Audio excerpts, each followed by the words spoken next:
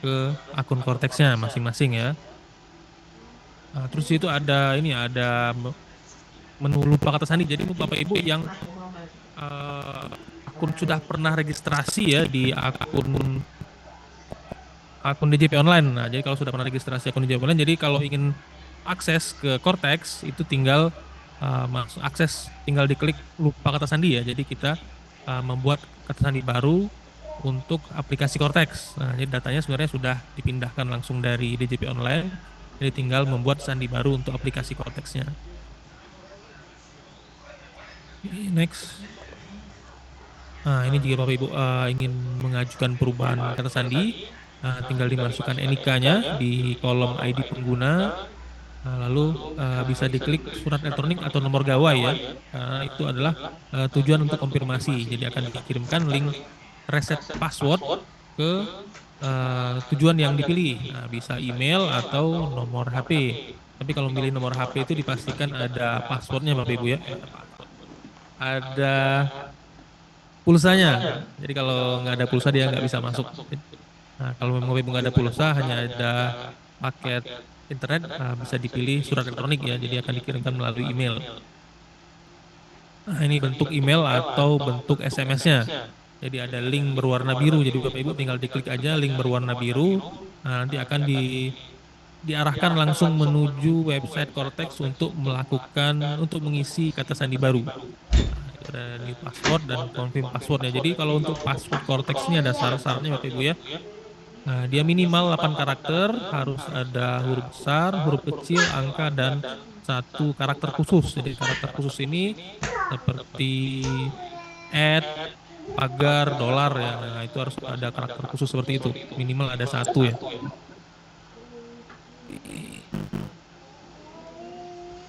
Ini alat juga Bapak. Jadi ini kalau Bapak sudah berhasil membuat baru sudah login ya, ini akan muncul di awal-awal login Cortex ya semua. Nah, sudah beberapa menu bisa berubah ya. Layar. Oke, next. Nah, ini rincian menunya. Apa? Ini ada beberapa menu ya. Ini. Oke, next saja. Nah, ini ada skema role access. Nah, jadi Ibu kalau mungkin dulu pernah akses DJP online ya. Kalau DJP online dulu kita kalau ingin membuat bukti potong, buat billing atau buat SPT tahunan untuk atas nama dinas ya. Nah, itu kan pakai akun dinasnya atau subunit ya. Nah, tapi kalau di Cortex ini ada sedikit perbedaan Bapak Ibu. Nah, jadi kita langsung loginnya itu loginnya masuk pakai loginnya pejabatnya. Nah, jadi misal ada dinas pendidikan ya, berarti kalau ingin login Cortex-nya, ingin melaksanakan hak dan kewajiban perpajakan dari dinas pendidikan itu loginnya kita menggunakan login PIC namanya, login PIC. Jadi PIC itu bisa pimpinan instansi, bisa bendahara ya dipilih, ditunjuk sebagai PIC. Nah, nanti login pakai Cortex PIC-nya berarti loginnya pakai NIK ya, NIK dari PIC. Nah, nanti kalau sudah masuk sudah login dari akun PIC-nya baru ada namanya itu impersonating ya. Jadi dia impersonating ke akun dinasnya, perintahnya dari login PIC-nya kita mengakses akun Cortex instansinya. Nah, jadi bukan melalui akun instansi ya. Jadi itu adalah sedikit perbedaan dari saat kita menggunakan website DJP online ya. Oke, next. Nah, ini tampilan menu impersonating. Jadi kalau Bapak Ibu semua sudah pernah login ke aplikasi Cortex, muncul tampilan seperti ini ya. Nah, nanti di atas itu di tengah itu ada yang bisa Bapak Ibu ya, bisa Bapak Ibu lihat di layar. Ini contohnya ada kita login dengan nama OP-nya, objek pajaknya itu Raka. Raka ini sebagai direktur ya, direktur atau bendahara. Jadi dia ditunjuk sebagai PIC atas instansi pemerintah XYZ. Nah, nanti kalau diklik di bagian atas itu akan muncul apakah kita ingin mengakses akun utama dari Bapak Raka ini atau ingin mengakses akun Bapak Raka sebagai PIC instansi pemerintah. Nah, mungkin Bapak Raka ini sebagai bendaharanya ya, jadi ditunjuk sebagai PIC instansi pemerintahnya. Nah, nanti kalau kita ingin mengakses akun instansi pemerintah, diklik aja, akun instansi pemerintah akan muncul tampilan seperti ini Bapak Ibu, seperti di layar. Nah, kalau sudah berhasil, dia muncul di atas itu ada notifikasi berwarna biru yang menyatakan bahwa dari akunnya Pak Raka ini berhasil impersonating ke akun Cortex instansi pemerintah EGZ. Oke, next. Nah, ini juga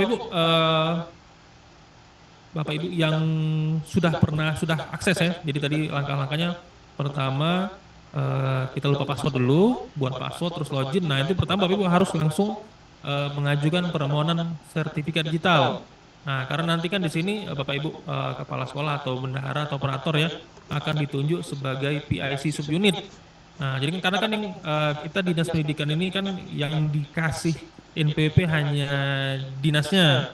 Sedangkan untuk sekolah-sekolah ini untuk akses Kortek itu diberikan akses namanya akses subunit. Nah, nanti akan ditunjuk PIC untuk masing-masing subunit. Nah, jadi setiap PIC itu nanti harus bisa login Cortex menggunakan NIK-nya dan sudah melakukan permintaan pendaftaran sertifikat digital atau kode otorisasi DJP ya.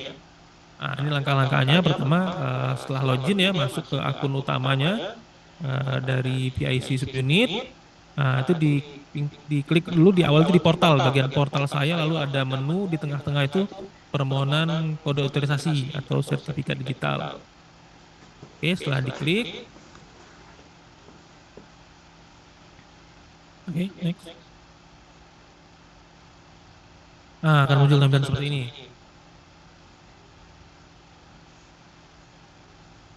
Nah, ini muncul data-data dari PIC subunit tadi. Di scroll ke bawah, next. Nah, di sini untuk jenis sertifikatnya Bapak Ibu pilih kode otorisasi DJP, lalu dipilih ID penandatangan. Nah, di penandatangan ini untuk sebagai password ketika Bapak Ibu melakukan signing atau tanda tangan bukti potong Bapak Ibu ya. Jadi ini sama tadi syaratnya untuk pembuatan paspres ini atau ID penandatangan dengan sama dengan passwordnya. Jadi kalau mau ditamai dengan password boleh, mau dibedain boleh, tapi tetap harus minimal 8 karakter, ada huruf besar, huruf kecil, ada angka dan simbol. Oke, next. Ini ya, ini dulu ada aplikasi foto ya, sekarang nggak ada lagi. Next. Terus dicari pelanggan dan dikirim. Next. Nah, nanti ini Bapak Ibu kalau sudah berhasil akan muncul notifikasi berwarna hijau ya bahwa pembuatan sertifikat sudah berhasil.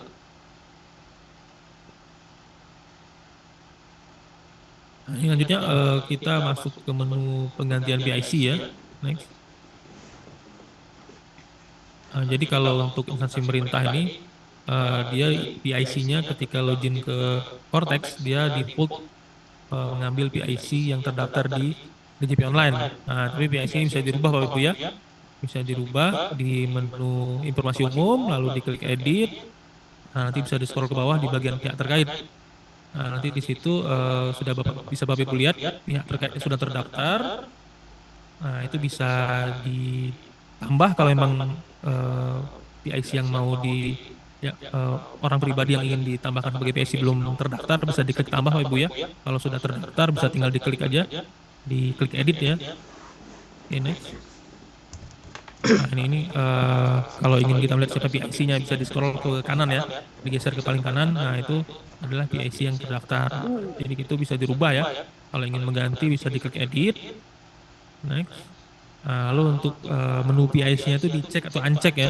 Jadi sesuai kita mau menunjuk sebagai PIC atau mencabut PIC-nya. Oke, baru diklik save.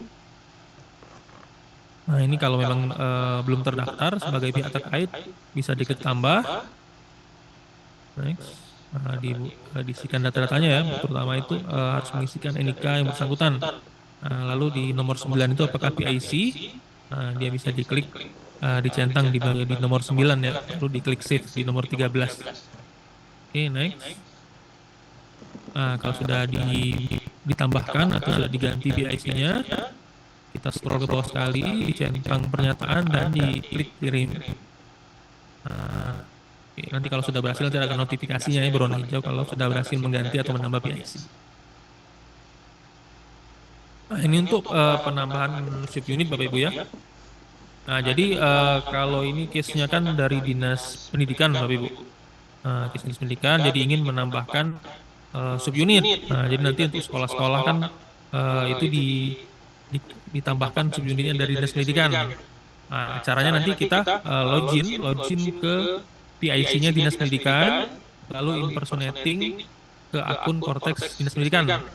Nah, setelah berhasil impersonating nanti masuk ke menu informasi umum. Nah, di menu informasi umum lalu diklik edit. Next. Nah, nanti di sini ada di bawah itu ada menu tempat kegiatan usaha atau subunit. Nah, di sana kita klik tambah. Nanti ditambah nanti diisi ya, diisi data-data subunit yang akan kita tambahkan. Nah, itu nanti diisi yang nomor 12 itu ya diisi data subunitnya, misalnya SD atau SMP apa gitu ya. Nah, di nomor 13 itu bisa dipilih kode ekonomi kegiatan targetnya. Lalu untuk yang nomor 14 itu NIK PIC, jadi harus ditunjuk terlebih dahulu untuk setiap sekolah itu siapa yang akan dijadikan PIC-nya. Karena nanti akan login Cortex-nya melalui NIK PIC tersebut. Nah, jadi kalau sudah diisi rincian subunitnya, sudah diisi NIK PIC-nya, nah itu langsung kita next. Nah, kalau sudah diisi semuanya, diisi semua data-datanya, itu langsung diklik simpan. Nah, nanti akan muncul di dashboard, di dashboard subunit akan muncul data yang sudah direkam. Nah, kalau sudah direkam semua setiap subunitnya, langsung aja pindah ke bawah ya, di scroll langsung bawah, di bagian pernyataan itu diklik centang, lalu diklik kirim. Next. Nah, ini kalau sudah berhasil akan muncul notifikasinya ya. Nah, ini kita masuk ke penghapusan. Jadi subunit tadi kalau memang sudah tidak aktif lagi subunitnya atau ada salah perekaman itu bisa dihapus subunitnya. Nah, jadi di menu subunit tadi ada tombol untuk menghapus ya di bagian tengah itu. Nah, bisa diklik hapus. Nah, lalu akan ada konfirmasi apa yang benar-benar ingin dihapus, diklik ya. Nah, lalu akan ada konfirmasi bahwa itu akan hapus ya.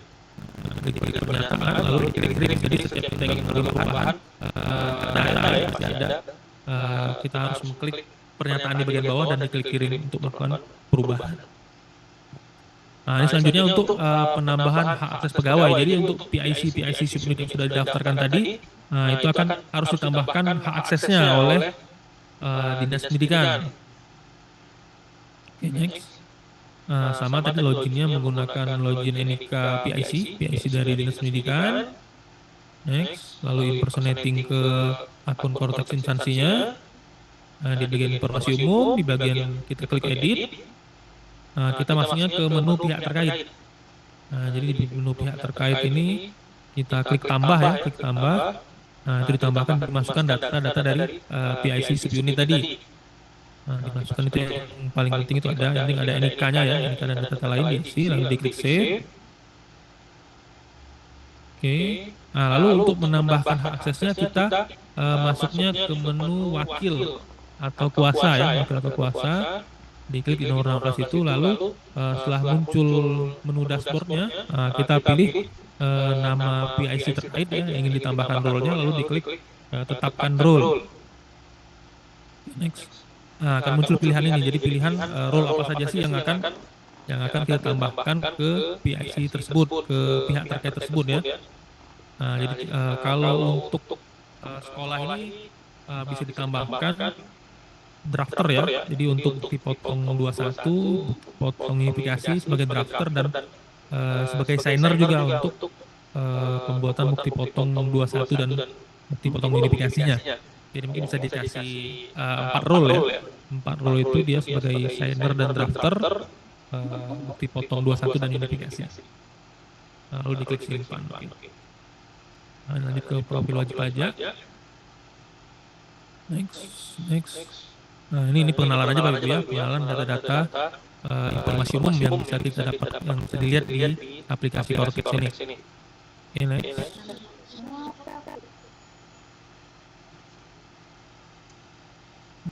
ini penamparan menu yang boleh di login Cortex. Next.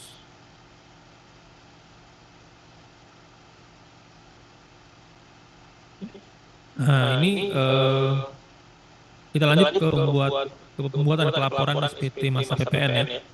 Nah, jadi ini saya jelaskan juga dulu Bapak Ibu ya, bahwa kalau untuk tahun-tahun sebelumnya saat kita menggunakan DJP online, nah itu tahap-tahapnya kita buat billing dulu, mungkin buat billing dulu ya kan, karena dulu kan buat billing masih bisa secara mandiri ya, buat billing mandiri, lalu kita bayarkan billingnya, baru kita laporkan SPT-nya. Nah, tapi kalau untuk Cortex ini Bapak Ibu, tahap-tahapnya itu agak terbalik ya, dibalik. Jadi kita sekarang buat bukti potong dulu, lalu buat SPT.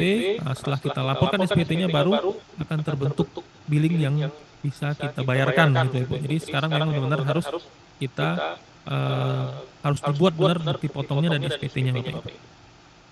Nah, ini pertama kita akan lanjut ke SPT masa PPN ya. Oke, next.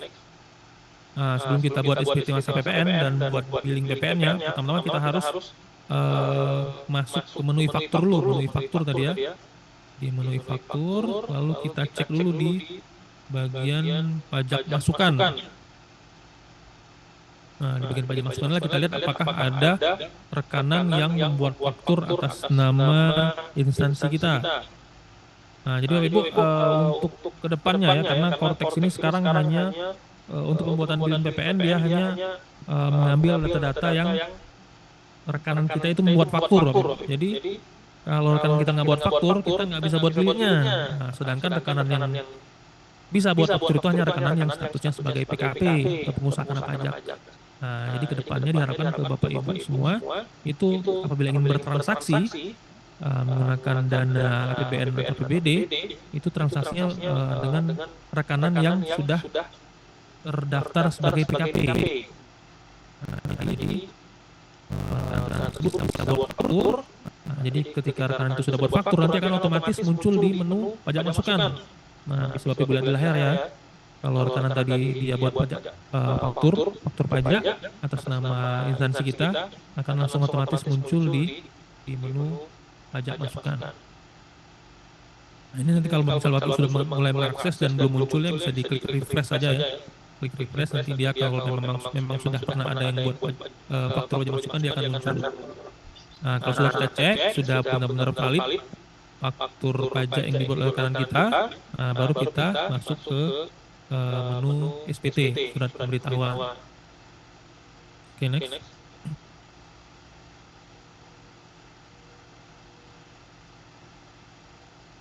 Ya, ini tadi untuk menu pajak masukannya Bapak Ibu ya.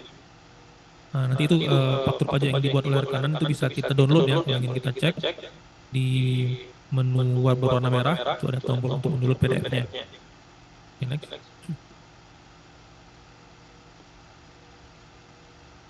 Nah, ini setelah kita download tadi bisa dicetak pajak faktur pajaknya ya, diklik next. Nah, ini di menu berwarna merah. Next. Nah, ini kita download PDF-nya.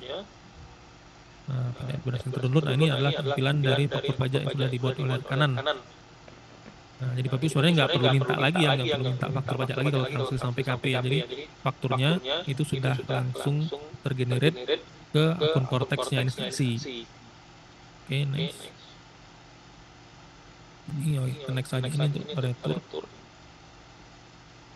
Nah, jadi kalau sudah dicek Bapak Ibu sudah di-download faktur pajaknya, sudah dicek kebenarannya. Oh ya, ini untuk penambahan lagi Bapak Ibu ya. Jadi kalau Bapak Ibu transaksi dengan rekanan, karena kita instansi pemerintah yang mengelola dana APBN APBD ya.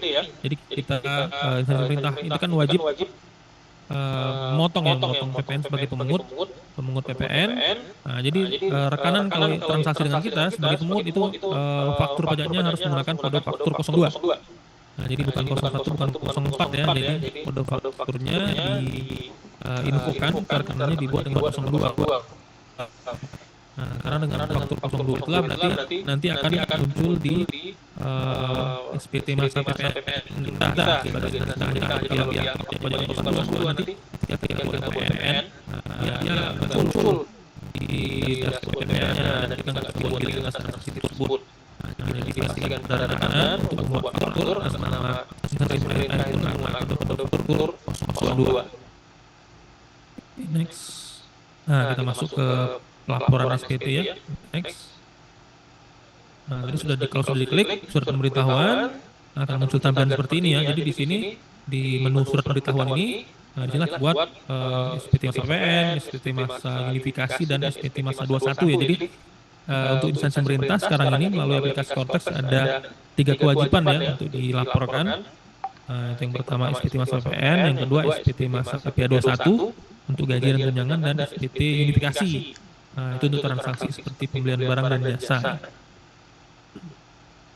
Oke, next. Nah, ini kita pilih kita mau buat SPT apa ya. Ini ada pilihan Bapak Ibu ya, ada PPN, ada 21 dan unifikasi. Nah, untuk saat ini kita pilihnya yang PPN dulu, lalu klik lanjut, lalu kita pilih masa pajaknya, nah, itu Januari atau Februari 2025 ya. Lalu ada pilihan modelnya normal atau kebetulan. Kalau kita baru pertama kali buat SPT, kita pilihnya normal. Nah, lalu setelah kita pilih next, dia akan muncul di dashboard konsep SPT ya. Jadi ini masih sekedar konsep SPT-nya. Nah, ini kalau kita mau submit atau mau kita cek SPT-nya, kita pilih icon pensil, diklik di nomor 11 ya, pilih icon pensil. Nanti dia akan muncul seperti ini. Nah, ini akan muncul data-data dari SPT untuk masa pajak Januari atau Februari ya, tergantung yang kita pilih. Nanti di sini akan muncul di bagian induknya, itu akan muncul rekap, jadi total seluruh transaksi dan PPN yang harus dibayar untuk masa pajak tersebut ya, untuk satu masa pajak. Lalu di situ ada lampiran 1, lampiran 2. Lampiran 1 dan 2 itu kalau kita mau melihat rincian faktur pajak atau rincian transaksinya ya. Kalau di induk ini dia hanya global, jadi total seluruh PPN dan total seluruh transaksi selama 1 bulan. Ya, ini untuk lampirannya, jadi ini bisa dilihat rincian per fakturnya ya.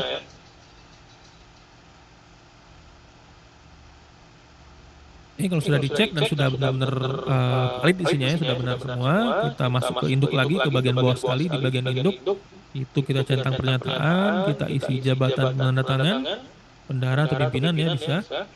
Oke, lalu kita itu ada menu, ada pilihan simpan konsep, kita klik simpan konsep dan kita klik bayar dan lapor.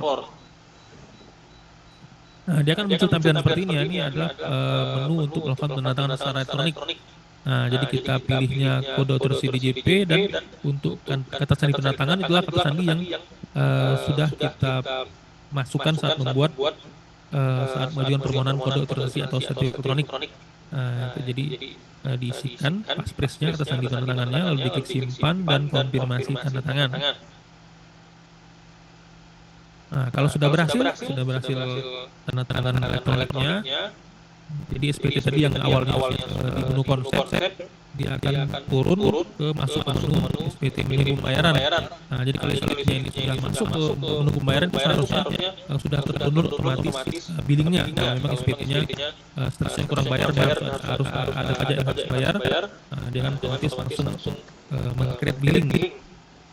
Nah, ini billingnya itu download ya, kalau memang tidak otomatis download. Kita bisa dicek di bagian dokumen ya. Dokumen itu diklik dengan muncul dokumen billing code. Nah, jadi dokumennya itu ada billing, itu bisa diklik aja. Di bagian paling kanan itu ada menu untuk next, menu untuk unduh. Nah, tinggal diunduh aja kode billingnya. Nah, ini adalah tampilan kode billing yang cetakan dari Cortex. Di kode billingnya ada di yang paling atas, ya, di tengah itu ada detail billingnya, berapa nominalnya, mas pajaknya, dan kode jenis pajaknya.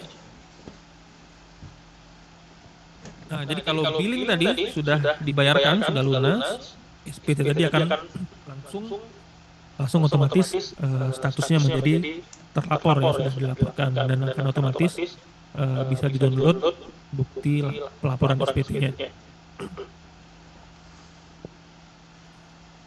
Nah, ini ada di Cortex ini Bapak Ibu, kita ada menu baru ya, menu taxpayer ledger ya, atau buku besar wajib pajak. Next.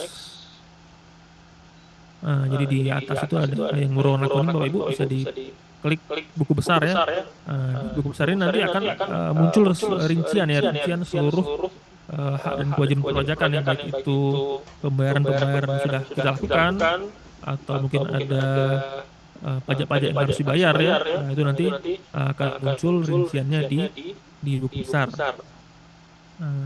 Oke, jadi mungkin Bapak Ibu kalau dulu masih bingung kan untuk rincian-rincian pajak berapa pajak apa sih yang sudah dibayar, nah itu bisa dilihat di taxpayer ledger ini. Dan nanti juga akan ada rincian totalnya berapa, misal kewajiban perpajakan kita, lalu berapa pajak yang sudah kita bayar.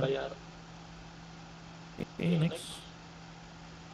Nah, jadi buku besarnya juga bisa dicetak kan, kalau Bapak Ibu ingin membuat cetakannya, bisa diklik cetak buku besar.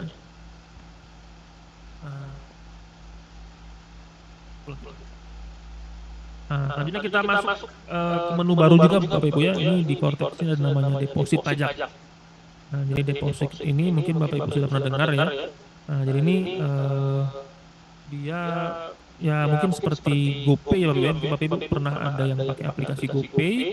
Nah, jadi kita kalau di GoPay itu kan kita masukin duit dulu Bapak Ibu, kita store dulu duit. Nah, nanti setelah kita mungkin ke depannya mau bayar tagihan melalui aplikasi Gojek atau mau membeli makanan atau beli menggunakan jasa Gojeknya sendiri ya, nah, baru kita pindah bukan dari GoPay tadi ke pembayaran tagihan-tagihan tadi. Nah, ini sistemnya mirip seperti itu Bapak Ibu ya. Jadi untuk deposit pajak ini Bapak Ibu disetor dulu uangnya ke negara sebagai deposit pajak, tapi deposit pajak ini dia belum dianggap sebagai pembayaran pajak, hanya sebagai istilahnya tabungan aja, tabungan untuk pembayaran pajak. Nah, baru nanti setelahnya ke depannya kalau Bapak Ibu buat SPT atau buat billing secara sendiri, nanti itu Bapak Ibu bisa langsung memindah bukukan. Jadi Bapak Ibu nggak perlu bayar lagi ya, nggak perlu bayar ke bank karena Bapak Ibu sudah melakukan pembayaran deposit.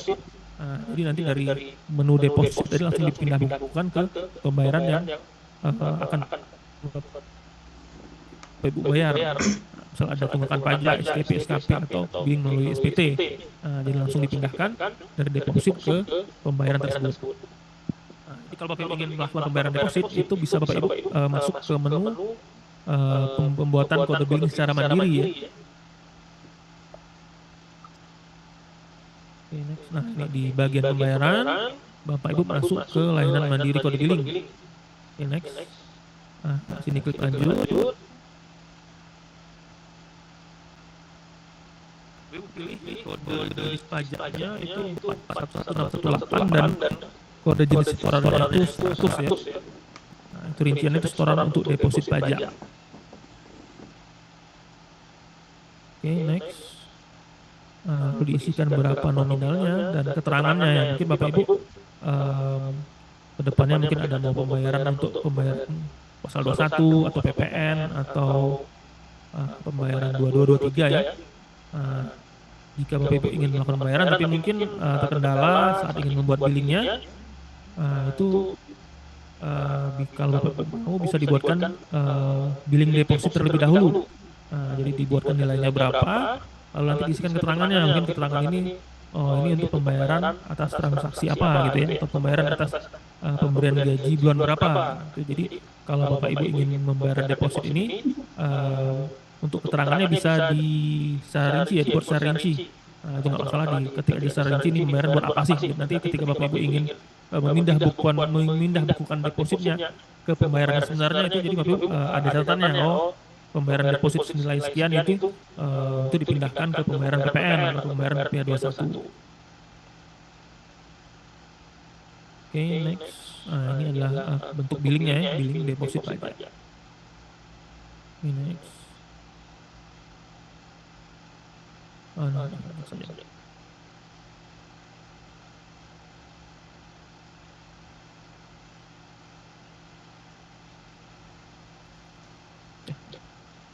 Kita lanjut ke pembuatan dipotong unifikasi Bapak Ibu ya. Jadi dipotong unifikasi ini kalau Bapak ingin melakukan transaksi pajak PPh 22, 23 atau 42 ya, transaksi barang, jasa atau transaksi internasional, itu kita maksudnya import unifikasi.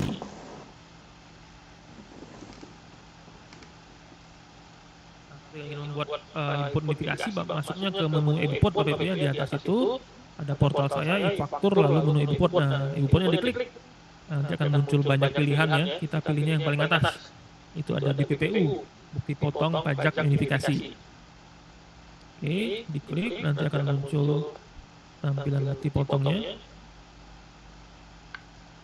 Next. Nah, ini contoh kasusnya. Next. Nah, ini e-Bupot BPPU. Lalu akan muncul tampilan seperti ini Bapak Ibu. Nah, ini kita masuk, ini dashboard belum terbit ya. Mungkin di sebelah kiri bisa Bapak Ibu lihat ada menu belum terbit, telah terbit dan tidak valid. Nah, di awal ini kita masuk ke menu, kita buat dulu e-Bupotnya ya, di create e-Bupot BPU. Oke, diklik ke e-Bupotnya, nah muncul tampilan seperti ini. Nah, ini kita pilih dulu masa pajak apa, jadi transaksinya itu di bulan berapa ya. Nah, kita pilih bulannya, lalu next. Nah, ini selanjutnya kita masukkan data rekanan kita lawan transaksi. Misalnya ini PPh pasal 22 ya, jadi kita ada pembelian barang mungkin ke toko atau ke perusahaan apa. Nah, itu dimasukkan NIK, jadi itu TIN ya. TIN itu adalah NPWP 16 digit. Jadi kalau yang rekanan kita itu orang pribadi, kita masukkan NIK-nya, nomor KTP-nya. Tapi kalau rekanan kita itu badan usaha, PT, CV, atau koperasi ya, itu kita masukkan NPWP-nya. NPWP kan 15 digit ya, tapi ditambahkan 0 di depannya. Nah, jadi di TIN ini kita masukkan 0 dan dilanjutkan dengan NPWP, jadi totalnya 16 digit. Nah, nanti kalau NPWP atau NIK-nya ini benar, akan langsung muncul otomatis namanya. Lalu di bawah itu ada pilihan NITku ya, untuk di cabang. Jadi kalau misalnya karena kita ada cabangnya, akan ada pilihan banyak di situ, kita pilih aja sesuai cabang yang melakukan transaksi dengan kita. Tapi kalau kita nggak ada cabang, dia hanya ada satu pilihan muncul ya, langsung kita klik aja. Oke, next. Ini selanjutnya ada pilihan untuk pengisian fasilitas perpajakan. Kalau tidak ada, kita pilih aja tipe fasilitas. Lalu ini, jadi di menu text object name, yaitu nama objek pajaknya. Nah, disinilah kita pilih nanti jenis transaksi sesuai dengan jenis transaksi yang kita lakukan. Ini contohnya kalau kita ingin membuat bukti pungut pasal 22 ya, itu kita pilihnya pemungutan oleh bendahara. Nanti akan otomatis muncul berapa tarifnya, berapa jenis pajaknya, dan kode jenis setorannya. Nah, jadi sebenarnya kalau Bapak Ibu ingin membuat bukti potong atau bukti pungut ya, pasal 22, pasal 23, pasal 2, sama semuanya di menu e-Bupot BPPU ya. Tapi bedanya hanya ada di bagian saat kita memilih nama objek pajaknya. Nah, jadi nama jenis pajaknya nanti akan menyesuaikan tergantung objek pajak yang kita dipilih. Kalau kita pilih penjualan barang, dia akan langsung otomatis tarifnya 2% ya, pembelian barang 2% pasal 22. Kalau nanti Bapak Ibu pilih jasa yang di APBN atau BPD, dia akan otomatis tarifnya menjadi 100% tarifnya ya. Kalau pilih nama objek pajak untuk transaksi nominal, dia akan menyesuaikan tarifnya sesuai dengan tarif yang lagi pilih. Jadi menunya sama ya, sama di sini semua untuk 22, 23, 4, 2. Hanya ada bedanya di bagian nama objek pajaknya. Karena sesuai dengan objek pajaknya itulah nanti akan ditentukan berapa tarif pajaknya. Oke, next. Nanti berikutnya sebelumnya. Ini kalau sudah dipilih tadi nama objek pajaknya, Bapak Ibu tinggal masukkan berapa nilai transaksinya. Dimasukkan di text base ya, itu untuk DPP, dasar uang pajaknya diisi. Nanti akan otomatis terhitung ya, terhitung berapa pajak yang harus dibayarkan. Jadi sesuai dengan penghasilan jumlah transaksi yang Bapak Ibu tuliskan, itu langsung dikalikan dengan tarifnya, dan akan langsung muncul berapa pajak yang harus dibayar. Oke, next.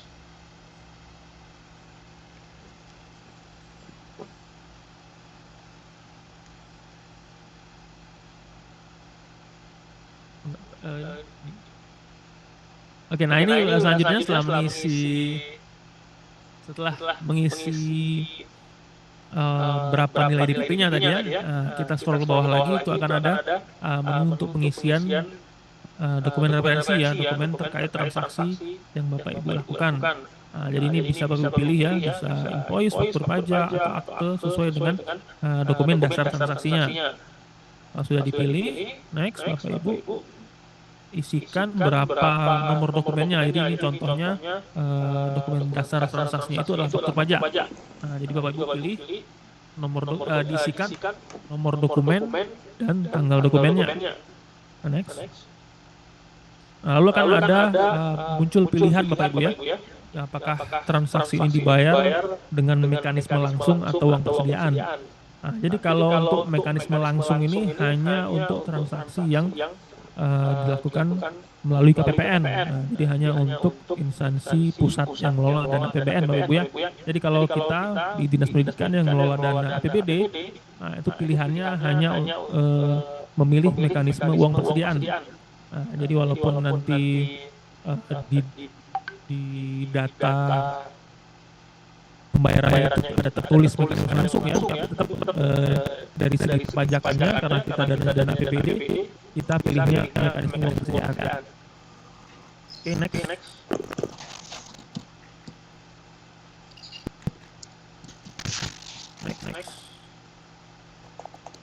Selanjutnya mengisi metode pembayaran, kita pilih itu ya, ID list of itu punya ID subunit ya. Dari situ kita sesuaikan lagi di unit yang transaksi, lalu dipilih save draft dan submit. Setelah submit dia akan muncul potong-potongnya di dashboard, menu lebih ya. Kita muncul di sini, jadi bisa bagi rekam dulu mungkin untuk transaksi ini sudah yang kita dari jadi ya, kita buat potong-potongnya, dia akan muncul semua terbit. Next. Oh ini kita lanjut dulu ke pasal 23 ya. Next. Jadi sama Bapak Ibu ya, kalau untuk pembuatan multipotong pasal 23 tadi, menunya di Eduport BPPU. Next. Kita masuk ke menu Create Eduport, lalu pilih masa pajak, lalu isikan NIK-nya. Next. Isikan NIK lawan transaksi ya, NPP 16 digit. Next. Lalu isi fasilitas, kalau tidak ada kita pilih tanpa fasilitas. Next. Jadi bedanya hanya di sini Bapak Ibu ya, bedanya hanya di pengisian nama objek pajak. Kalau tadi kita isi transaksi pasal 22 ya, ini kita isinya transaksi yang dipotong PPh pasal 23. Ini kita isi pilih jasa ya, jasa yang dibebankan pada APBN atau APBD. Oke, next. Dia akan langsung muncul teks artikelnya ya, jadi jenis pajaknya pasal 23. Kita tinggal isi berapa nilai transaksinya. Jadi nilai transaksi yang Bapak Ibu ketikkan di situ akan langsung otomatis dikalikan dengan tarif pajaknya, akan muncul berapa di situ pajak yang harus dibayar. Oke, next. Ini sama seperti tadi, kita pilih dokumen dasar transaksinya, lalu next. Di situ kita masukkan berapa nomor dokumennya dan tanggal dokumennya, dan metode pembayarannya kita pilih mekanisme uang persediaan. Oke, next. Next. Sama seperti tadi, diklik save dan diklik submit. Oke, next. Selanjutnya pembuatan potong PPh pasal 4 ayat 2 ya. Next, sama juga seperti tadi Bapak Ibu. Kita masuknya melalui menu import BPPU ya. Next, kita buat create Eduport, lalu pilih masa pajak, terus masukkan NIK lawan transaksi, lalu pilih fasilitas ya, kalau ada fasilitas pilih fasilitas, kalau tidak ada kita pilihnya tanpa fasilitas. Lalu berikutnya kita isikan nilai transaksi. Oke, next. Kondisi fasilitas ya. Oke, next. Jadi kalau sudah tadi diklik save dan submit ya. Nah, jadi semua bukti potong unifikasi ya, itu bukti potong saldo 2, 23 dan file 2 yang sudah kita buat, dia akan muncul sama di dashboard belum terbit. Nah, di dashboard belum terbit ini digabung semuanya atas bukti potong 22, 23 dan pada 2-nya. Oke, next. Nah, jadi yang bukti potong yang sudah kita create, sudah kita buat tadi ya, itu harus kita terbitkan terlebih dahulu, baru bisa masuk ke SPT masa unifikasinya. Oke, next.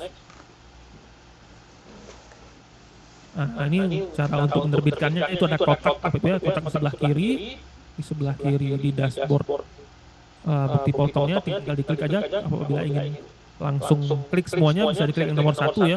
Apabila ingin menerbitkan satu-satu bisa dipilih sesuai dengan kotak yang di sebelah kiri. Oke, next. Kalau sudah diklik kotaknya, sudah dipilih bukti potongnya, itu ada pilihan di atas Bapak Ibu, di nomor 2 itu bisa dilihat. Itu bukti potongnya mungkin mau dihapus kalau salah ya. Terus kalau Bapak Ibu ingin menerbitkan, itu pilihnya yang warna hijau, pilih terbitkan. Kalau Bapak Ibu pilih klik terbitkan, dia akan muncul notifikasi untuk mengisi passphrase ya, next. Muncul notifikasi seperti ini untuk menandatangani dokumen. Sama seperti tadi Bapak Ibu tinggal input kata sandi penandatangan ya. Ini passphrase kode otorisasi DJP. Tinggal di input kata sandinya, lalu diklik konfirmasi tanda tangan. Oke, nah kalau berhasil, tadi dia yang dari masuknya di menu belum terbit ya, akan turun ke bawah. Jadi bukti potong yang sudah kita tanda tangani tadi akan masuk ke menu bukti potong yang telah terbit. Dan di yang warna hijau itu bisa Bapak klik ya, untuk mengunduh bukti potongnya. Ini tampilan bukti potongnya. Oke, next. Next. Ini kita masuk ke SPT masa PPA unifikasi. Oke, next. Nah, jadi setelah kita merekam bukti potong tadi Bapak Ibu ya, bukti potong saldo 2, 23 dan pajak 2, dan kita akan buatkan billingnya, itu harus melalui pembuatan SPT masanya terlebih dahulu. Kita masuk ke nomor 1 itu ya, menu surat pemberitahuan, lalu akan muncul menu di bawahnya, kita klik surat pemberitahuan, akan muncul tampilan seperti ini. Kita klik buat konsep SPT. Oke, next. Sama seperti ketika kita membuat SPT masa PPN tadi Bapak Ibu ya, akan muncul pilihan yang kalau tadi kita pilihnya PPN ya, SPT masa PPN. Nah, sekarang ini kita pilihnya yang paling kanan, yaitu PPH unifikasi. Lalu kita klik lanjut. Next. Kita pilih masa pajaknya, bulan pajaknya ya. Next. Lalu modelnya normal atau pembetulan. Next. Kalau sudah dilanjut langsung muncul di dashboardnya. Ini kita bisa cek dia sama seperti tadi, kita cek di icon pensil. Di sini kita bisa lihat di induknya akan ada perhitungan secara global seluruh transaksi yang sudah kita rekam ya, seluruh bukti potong yang sudah kita rekam, baik 22, 23 dan 42, totalnya akan muncul di bagian induknya. Next. Nah, di sini ada pasal 22, pasal 23 ya.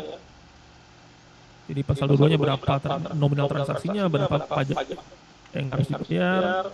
Lalu ada pasal 23 juga, ada pasal 4 2-nya. Oke, next. Di bagian daftar 1, daftar 2 ini bisa kita lihat rinciannya ya, rincian bukti potongnya. Oke, next.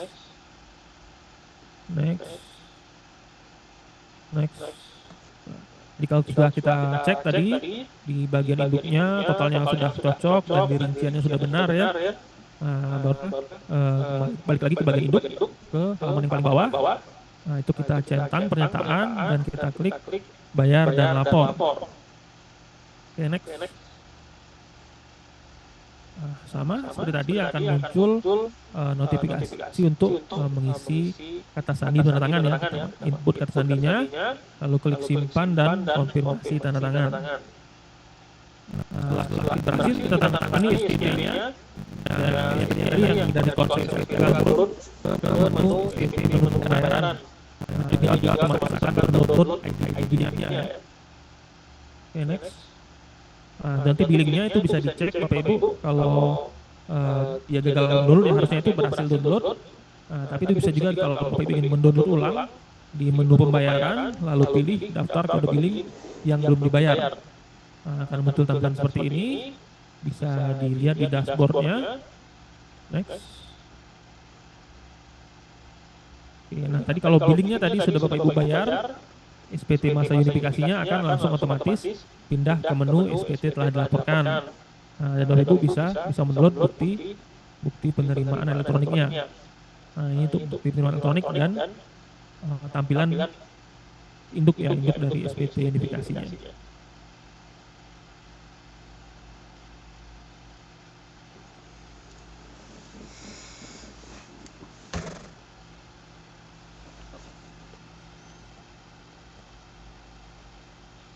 Bapak Ibu, izin Bapak Ibu ya, mohon maaf Bapak Ibu ya kalau memang penjelasan kami cepat. Mungkin kalau Bapak baca sebenarnya simple Bapak Ibu ya, kalau sudah ada paparannya nanti bisa dipelajari tersendiri, itu sih lebih mudah Bapak Ibu ya daripada mendengarkan penjelasan kita pada dasarnya. Nah, sama mungkin udah ada beberapa pertanyaan ya di atasnya, apakah materi akan apakah materi akan di-share? Nanti kita share Bapak Ibu ya dalam bentuk video, ada YouTube juga. Untuk paparannya nanti coba kita perbaiki dulu Bapak Ibu ya untuk subunit, khususnya untuk subunit apa-apa saja yang perlu dilaksanakan oleh subunit, karena paparan tadi itu untuk instansi pemerintahan secara keseluruhan, berarti tidak hanya untuk subunit, nanti kita persimpelkan. Nah, apalagi tadi ada pertanyaan bisa dipraktekkan nggak ya? Bapak Ibu ada yang sudah pernah coba masuk belum di Cortex? Kalau belum pernah, apakah kepala sekolah atau bendaharanya masih ingat DJP online-nya? Belum pernah izin Pak. Mungkin bisa kita praktik ya, lebih mengena ya. Mungkin bisa salah satu yang ingin, apakah bisa ya yang ingin akun DJP-nya bisa masuk mulai dari pertama, pendaftaran Korteknya ya, pemindahan yang lupa sandi tadi kan. Apakah kita bisa praktik? Nah, Bapak izin. Oke, siap Pak Irwanto. Izin Pak Irwanto ya, dari Dinas Pendidikan mohon maaf ada yang hadir atau operatornya dari Dinas Pendidikan? Apakah subunit ada Pak? Ada Pak Sailin. Pak Sahili, Pak Sahili, subunitnya sudah didaftarkan Pak Sahili?